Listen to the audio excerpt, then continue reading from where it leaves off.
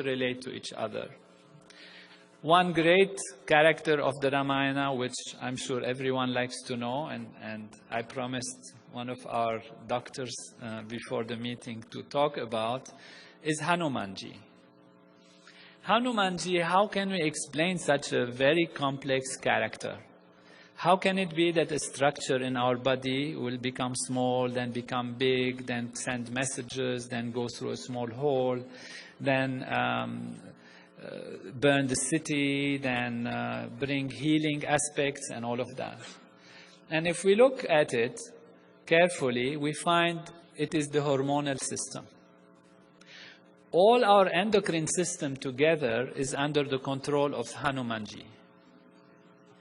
And you know, the hormones are very tiny molecules, you can't even see them under the microscope, that travel everywhere in the body, that can penetrate through small holes that sit on receptors. They send messages, they are messengers actually, and therefore this is how it is a message. Yet, as a whole, as a group, they are huge. In a split second or a few seconds, if you have a secretion of hormones, a certain type of hormone in the body, your whole metabolism can be changed, your digestion can be changed, your immune system can be activated or deactivated. And when you look in the Ramayana and see how Hanumanji is described, you actually find that this is a physiological description of the entire hormonal system. I let you read how the Vanaras, which are the monkey-like aspects, are actually guided, and their king, Vali and Sugriva, and the relationship between them, and how they actually control the hormonal system. If we look at the pituitary gland, which is called the master gland of the body, we find that the anterior pituitary gland is Sugriva, and the posterior pituitary gland is Vali. Angada is the son of Vali. There is a long story of how they interact to each other, how Vali goes into the cave, which is the Sella Turcica, a specific cave in our brain, actually existing in our brain. And only Vali could go through it. Sugriva had to wait on the door.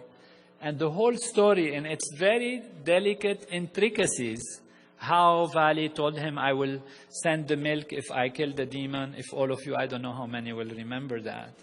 And you see that this part of the structure of the pituitary gland is related to milk secretion, how this part is related to other aspects that are described almost technically precisely in the Ramayana, in word for word, as if you just change the words and the Ramayana becomes a physiological book, a book of neuroanatomy or neurophysiology. It's just by translating the names from the ancient Vedic names to the modern names, you see an exact and precise description of what is taking place. And what is amazing also is that even if you go back into the stories, for example, Vali was said to have been born from the head of his father, Riksharaja, and Sugriva was born from the neck of his father, Riksharaja. And then they joined together and worked together. All those who knows embryology, or remember something of it, we know that the posterior pituitary gland actually comes from the neural tube, which is from the head. And the anterior pituitary gland, I mean in our body, in physical physiology, the pituitary gland comes from the top of the neck, from the palate, the anterior pituitary. And the anterior pituitary climbs and joins the posterior pituitary. So when it's said in the Vedic literature, in the Ramayana, that Riksharaja's head, from his head came Vali, and from his palate or from his neck came Sugriva, it's an actual, precise description of how the structure actually developed, how they joined together. So these are just a few examples. The time doesn't allow us to go into it. Ramayana is so delightful. We could spend the whole night talking about Ramayana and certainly seeing how it connects to our body. But that's the point of the evening today, is to give us an idea of how actually we are Veda, in a physical way, how Ram is within us, Sita within us, Hanuman, Ravana also somewhere, and how they all interact, and how the story of the Ramayana is the story of our own development and our growth in higher states of consciousness, and how by actually achieving enlightenment and higher states of consciousness, we understand all the developments of the Ramayana taking place within us. This is the story of how creation is made, how life is made, how our body is made, how our society works, and how our universe works. This knowledge, which comes from direct experience, is perfect and complete knowledge. If we go back in history, what was the reference for action, the reference for thinking, for behaving? It was self-referral, pure knowledge.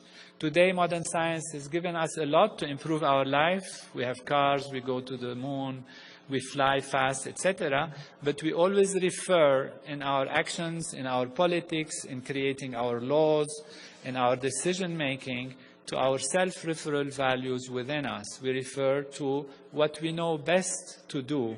And that is because our physiology is also an instrument of knowledge that when perfected and when awakened in all of its values, it can know everything, it can be everything, and it can live life in perfection. You have that knowledge. Your tradition, your ancestors, your parents have upheld that tradition for generations and generations. And today it's only because modern science had advanced enough that we can truly recognize the value of this knowledge. However, if I'm here for anything, is to share this with you and truly to have the opportunity to thank you and thank Veda Bhumi Bharat, Deva Bhumi Bharat,